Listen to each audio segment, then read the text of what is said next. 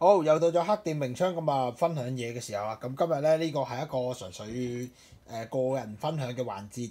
咁啊，唔係話幫邊間鋪頭或者幫邊間廠賣廣告啊。咁即係純粹係我玩咗咁耐槍啦嚇。咁啊，一嚟就自己分享心得啦。咁二嚟咧就係啲客或者啲 war game 友咧，咁啊話翻俾我聽一啲問題啊，或者一啲每一款嘅槍嘅優缺點啦。咁今日咧我哋集中咧就係講 Glock 嘅。咁啊，其實 Glock 咧咁啊歷史悠久啦。咁啊，其實都係一支玩具槍嚟講，其實都係一支好好打嘅槍嚟嘅。不過就精準度嘅話，就一定冇我哋 High Cap 5.1咁好噶啦咁樣。咁但係如果你話粗用嘅話咧，其實打呢個 Glock 咧係絕對夠用嘅咁樣。咁同埋真槍亦都係一樣啦，真槍亦都係非常之襟用，亦都係好多嘅軍隊啊，或者警察啊，或者私人啊咁樣都會用好多嘅。咁亦都有好多唔同嘅款啦咁樣。咁今日咧我哋就着重於係講緊Glock 17呢個型號或者呢個款，或者喺呢一個尺寸，但係會有其他唔同嘅 design 嘅一啲款啦咁樣。咁啊講一講啦嚇。咁點有啲人咧成日都問我話有冇啲同澳門嘅警察或者特警同款嗰啲咧？咁其實咧同你都科普一下啦。咁其實咧澳門嘅特警咧或者係司法警察咧，佢哋多數所採用嘅咧都係會係用一陣間都會見到嘅 Glock 17 Gen 3啦，即係3代，同埋Glock 17嘅 Gen 4即係4代啦嚇。咁啊 Gen 5咧咁就暫時都未見到有。咁同埋咧都會有人用緊係 Glock 19 Gen 3嘅。咁啊今日都係介紹17啦，咁就冇19。咁我哋下次先再講19咁啦。咁啊首先咧我今日咧就會有幾隻款嘅。咁首先咧一個就係 VFC 嘅 Glock 17，咁呢個就係Glock 17嘅 Gen 5啦。咁呢個就係base on 舊款嘅 Marlowe Glock 34嘅 TTI 嘅 Glock 17啦。咁啊其實佢變咗做34㗎啦咁樣。咁跟住就係廉價入門之選嘅 WE17，咁呢支係 Gen 4嚟嘅。好啦，咁跟住然之後咧就到咗Army 就同5KU Custom 嘅一支 Glock 17啦。咁呢個一陣間會再介紹。咁啊另外就係Marlowe最新出嘅 Glock 17嘅 Gen 4。咁呢個咧係暫時就以 Glock 系列嚟講咧，佢嘅同埋VFC 咧係其實係兩個係叮當碼頭嘅咁樣。好啦，咁啊而家咧就逐支講啦嚇。次序就冇分嘅。咁其實咧就講Marlowe嘅 Glock 17 Gen 4先。咁啊因為Marlowe畢竟咧佢出咗Glock 嘅系列咧，佢 Gen 3咧即係個舊系統咧，其實都已經用咗。我玩嗰陣時佢已經有㗎啦，起碼我諗你咪揸住7-8年㗎啦。咁啊佢而家咧就出咗新款啦。咁新款有同舊款有啲咩唔同咧？第一隻彈夾。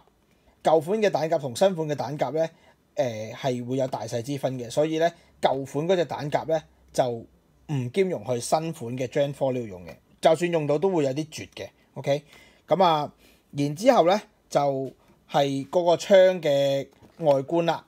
咁啊外觀咁啊舊款係用翻 Gen 3 grip 啦，咁而家新款就係 Gen 4 grip 啦。OK，咁啊外觀上就係咁樣分啦。咁主要就係呢樣。咁啊跟住然之後到內部結構啦。內部結構咧咁就咧而家咧就要打開佢。好啦，咁拆開咗啦。咁跟住然之後咧就我哋攞翻一支舊系統嘅TTI Glock 34做對比。咁呢支咧就係用咗呢個台灣嘅 MWC TTI Kit 咁改出嚟嘅咁樣。咁啊我哋首先睇一睇個內部嗰個結構先啦。咁啊都睇到個彈弓咧係唔同嘅。咁而家呢個咧係用咗人哋真槍用緊嘅兩段嘅彈簧啦。咁然而咧舊款用緊一段嘅。咁跟住然之後咧佢個 hot up 系統都改咗㗎啦。咁你見到咧佢呢個 hot up 系統係雙齒輪結構嘅。即係意味住咧，你唔使再褪開條 slide 咁樣伸隻手係嚟呢度校。咁呢舊款咧就喺呢度校嘅，新款咧就只不過你係拉開個 chamber，然之後喺側跟攞螺絲批站000就 OK 啦。好啦，咁跟住然之後咧，我哋就睇下個飛機結構咯。飛機架飛機咧呢個窿咧同呢個舊款呢個窿咧就偏大啲嘅，咁所以咧佢個吸氣量咧同埋佢個氣化程度咧都會有唔同嘅。咁啊，你話兩邊嘅零件共唔共用咧？係唔共用嘅，所以咧就唔使諗住話將 Gen 3嘅嘢就移植落去 Gen 4度啦，兩碼事嚟嘅。OK， 好啦，咁跟住咧，然之後就到睇下面嘅火控啦。咁啊呢個就入邊咧係會比較一樣嘅，分別唔大啦咁樣。咁但係呢度咧就多咗一個彈夾嗰個限位，咁就會頂住咗，唔怕頂得太上，會頂爛啲嘢啦嚇咁樣，我諗。咁啊，跟住然之後啦，就睇埋呢度前面啦，前面呢條軌。咁啊，前面呢條軌咧，佢今次咧就到好似真槍咁啦。咁啊，真槍其實嗰個軌其實係類似咁嘅樣嘅啫。咁啊，呢個舊款咧就係咁嘅樣嘅，咁樣。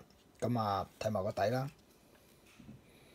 咁個底其實都係冇乜分別嘅啫，都係咁嘅樣，係啦。OK， 好啊。咁跟住然之後咧，咁我哋又對比下我哋嘅 VFC 嘅17 Gen 5啦。咁啊，點解又會話17 Gen 5係同呢個馬騮兒嘅 Gen 4叮當碼頭咧？因為其實 Gen 5咧係出先過 Gen 4，因為 Gen 4係今年出咗唔夠2-3個月嘅啫。咁但係呢個咧其實出咗都有幾個月時間嘅啦。咁啊，其實相對嚟講咧，喺我嘅玩法覺得咧，Gen 5個性價比係好過 Gen 4嘅，因為 Gen 4咧係要追求好精準嘅，咁你就可以買啦。咁同埋話你中意純粹日本嘢嘅話，你都可以選擇馬騮兒。咁但係如果你話我又要買翻嚟又要全金屬，跟住然之後又話要打得好爽，跟住又話要好似真槍咁咧，咁啊 VFC 一定係一個不二之選嚟㗎啦，一定係要買佢㗎，因為佢買翻嚟 base on 已經係slide 係金屬啦，管係金屬啦，咁跟住然之後個柄又係已經係授權咗，咁啊同馬騮兒呢個柄咧，咁馬騮兒呢個柄係軟身少少嘅，即係普通塑膠嚟啫。咁呢個會硬身好多，因為佢呢個係纖維跟足真槍嘅。咁當然咩纖維咧就唔考究啦咁樣。咁啊同埋 full marking 啦，咁啊馬騮兒咧，你會睇到乜 Japan，咁呢度咧係冇嘅。咁個底都冇6mm 嗰啲嘢嘅，咁樣。咁我哋拆開睇下佢同馬騮兒嘅係有乜分別啊？咁啊拆開亦都係咁樣拆開啦，冇乜特別嘅。咁啊褪出嚟，咁啊褪出嚟嗰陣時咧就要小心啲啦，因為佢拆嗰陣時咧都比較難拆到佢出嚟。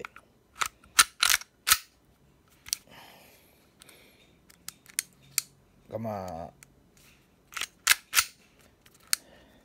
因為佢新咧，所以比較難拆啲出嚟啦。咁樣，咁啊，再慢慢試下啦，睇下推唔推得出嚟啦。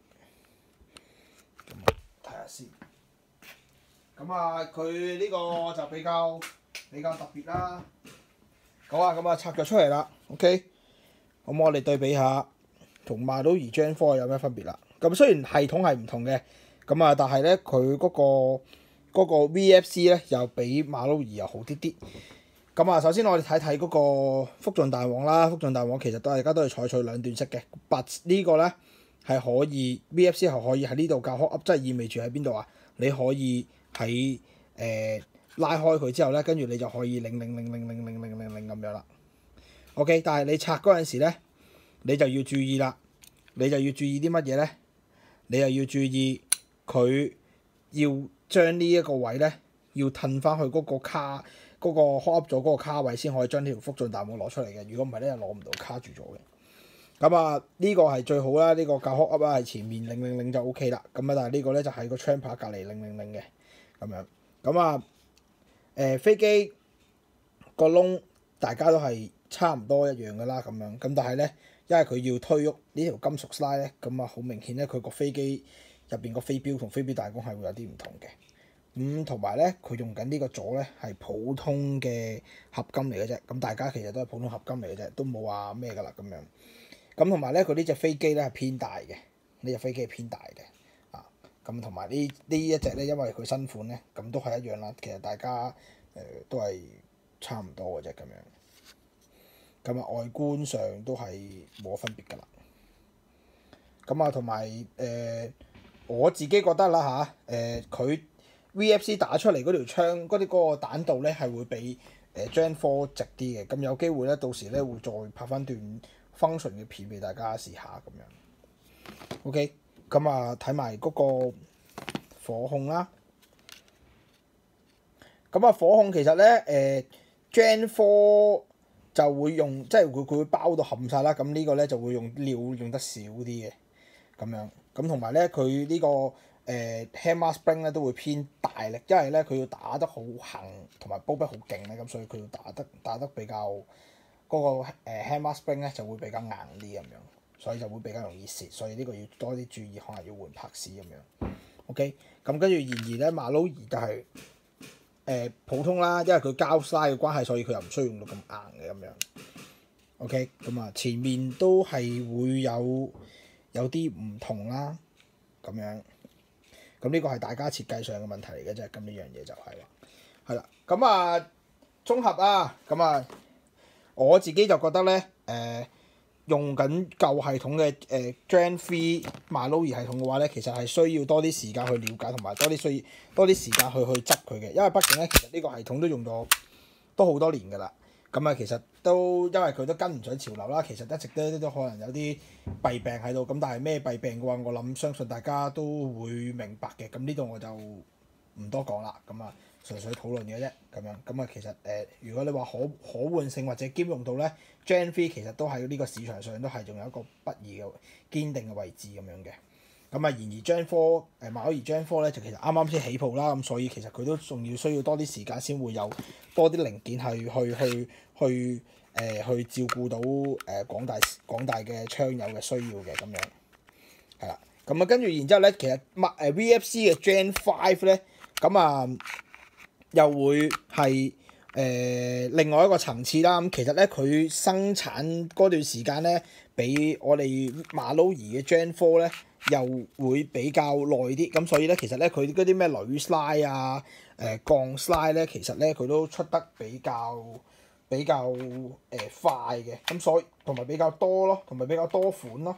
咁所以咧如果你日後想話我唔要等啊，我要即刻買或者即刻有得玩咧，咁你買呢個VFC 咧，其實係一個唔錯嘅選擇嚟嘅咁樣咯。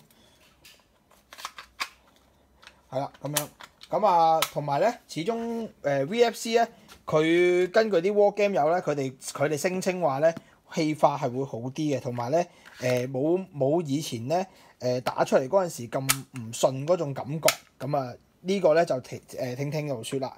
咁呢個咧就係要睇下自己平日即係使用嗰個方法啦。咁但係如果我哋以一個正常工作溫度去理解嘅話，一支槍嘅操作嘅話咧，咁其實所有槍都係一樣咁樣操作嘅啫，係只不過係個人點樣使用嘅啫。咁樣或者嗰個人會唔會勤保養嗰啲槍咁樣啦。咁樣 OK 好啦，咁跟住然之後咧，我哋又嚟分享下另外一個啦。咁啊呢個咧就係Army Mix 5KU 嘅槍嚟嘅。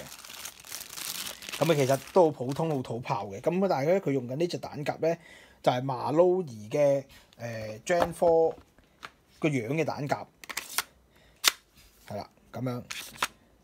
咁啊呢一隻咧都打到嘅，入落去都好順嘅。咁啊呢隻一定係 Gen 4用嘅彈夾啦咁樣。咁跟住然之後咧，我哋睇下槍嘅本體啦。咁佢呢一個咧就係用緊係舊款Marlowe結構嘅咁樣。咁啊呢個係有 RMR 啦，佢跟咗鋁 slide 鋁管，咁同埋一個好閃嘅前光纖準星咁樣。咁跟住咧，咁我哋拆開睇下啦。咁啊唯一唔好嘅就係咧，我覺得唔中意嘅就係咧，佢嗰個用料咧，其實真係好麻麻嘅啫。咁啊上面咧就好靚嘅，其實下面咧我就覺得佢真係好一般般，就咁求其啦。咁冇辦法啦，因為 Army 其實佢都係內地牌子，咁啊都唔可以要求咁多噶啦咁樣。咁啊上裝咁啊一條鋁嘅recoil 嘅一桿啦咁樣，咁跟住咧亦都係會有一個好一般嘅開合座，咁同埋咧佢呢個飛機座咧係鋁合金嚟嘅，咁但係咩鋁咧就唔講啦。其實我覺得都係一個好普通一啲鋁合金嚟嘅，其實係啦。咁啊，但係咧買呢支槍翻嚟其實都好平嘅啫。咁啊，有興趣嘅朋友可以訂。咁啊，其實咧你買其實係買 slide， 佢送埋支槍俾你嘅啫。咁其實係貴咗條 slide， 因為條 slide 咧都唔係有特別多廠去出嘅咁樣，係啦。咁啊，外觀就咁樣啦。佢有兩個版本嘅，有一個係密窿，有一個唔密窿。好似有一個係有 RMR 同冇 RMR 版本嚟嘅啫。咁啊，下身蠟燭 grip 啦。咁啊Gen 3。咁啊，跟住出架嗰啲就唔好講啦。咁你如果你話貪平買嚟把玩咧，買嚟外觀純粹外觀主義嘅話咧，咁呢支係不二之選。同埋呢支係打落去咧好順嘅，好舒服。咁我哋入少少 gas，我哋試兩槍啦。咁啊都可以用到馬騮二甲咧。咁啊其實都好犀利㗎啦，咁樣。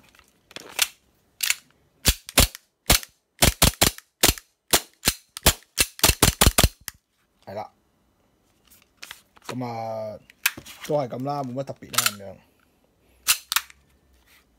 咁啊有興趣嘅朋友咧都可以揾我查詢下啦。咁咧跟住然之後咧，咁我就介紹下一樣嘢啦。咁下一樣嘢咧，咁就其實係一個比較大眾親民嘅，就係 WE。咁其實 WE 嘅 Glock 咧，其實就諗住係如果你話係入門版本嘅話咧，其實係最抵玩㗎啦。咁but咧你唔可以期望佢話可以做到人哋 BFC 或者馬騮兒呢啲咁嘅級數嘅。咁啊純粹係入門，即係俾你試下手感。你中意玩嘅話，咁你咪OK 咯。咁你攞嚟做練槍係得嘅。咁呢支咧係一支 Gen 4沙式 grip。咁啊佢個系統咧都係同呢個Tokyo Marui Gen 3 Glock 嘅系統係一樣嘅，咁樣。咁啊好多嘢，佢啲嘢都比較紮實啦，咁但係都係會比較易壞嘅，因為佢用緊嘅都係普通嘅亞鉛合金啦，咁樣。咁但係價格方面咧，我諗佢應該除咗內地生產嘅槍之外咧，我諗佢應該係最平嘅一支啦，咁樣。咁啊當然啦，我就唔建議廣大嘅消費者去買啦，因為始終咧。壞咗嘅話，其實你要整翻佢咧，其實都要花費一定金錢嘅，咁啊無謂因小失大啦。咁除非你話，我真係求其買一支試下手感，自己睇下自己啱唔啱玩啊咁樣，或者我買支翻嚟儲咁啊，亦都得。咁啊，同埋佢始終佢嗰個兼容性咧都係比較高嘅，咁啊都可以用翻馬騮兒Gen 3嘅一啲 parts 啦咁樣，咁同埋都比較易買到嘅。咁其實咧坊間咧。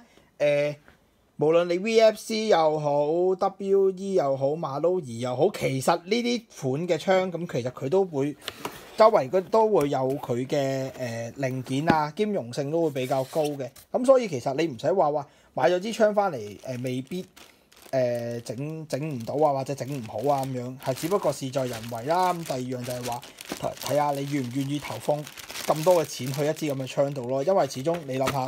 如果我買支3000幾蚊嘅槍換翻幾百蚊嘅，可能我會覺得值嘅。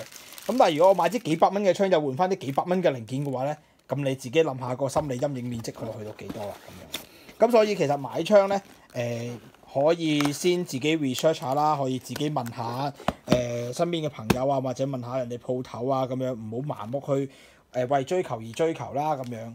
咁啊當然自己保持住理性消費咧，咁呢個係最好嘅咁樣。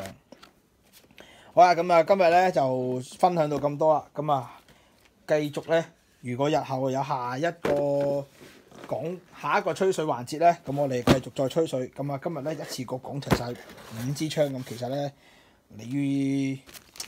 你話真係邊支啊？我覺得支都好嘅，其實我覺得都冇乜所謂嘅，都係嗰句最緊要自己中意，自己啱玩，同埋理性消費，唔好盲目追從，係啦。自己揀一支自己適合嘅槍，其實係好重要嘅，所以就都係嗰句理性消費。OK，我哋下次再見，拜拜。